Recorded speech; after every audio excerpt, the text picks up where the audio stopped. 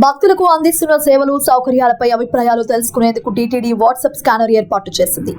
ఈ మేరకు తిరుమల తిరుపతిలో పలు చోట్ల క్యూఆర్ కోడ్ అందుబాటులో వచ్చింది. మొబైల్తో స్కాన్ చేస్తే వాట్సాప్ లో టీటీడీ అభిప్రాయ సేకరణ పేజీ ఓపెన్ అవుతుంది. దానిలో భక్తులు తమ పేరుతో పాటు తమ అభిప్రాయాలు నమోదు చేయవచ్చు.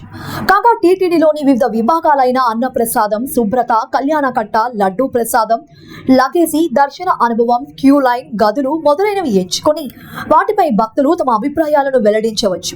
అభిప్రాయం తెలిపేందుకు టెక్స్ట్ లేదా వీడియో ఫార్మాట్ ను ఎంచుకోవచ్చు. టీటీడీ సేవలు ఎలా ఉన్నాయి అన్నది ఆప్షన్ అందుబాటులో ఉంచింది. ఉత్తమం, సగటు, మరింత మెరుగుదల అవసరం లేదా బాగా లేదా అంటూ తగిన విధంగా రేట్స్ చేయాల్సి ఉంటుంది.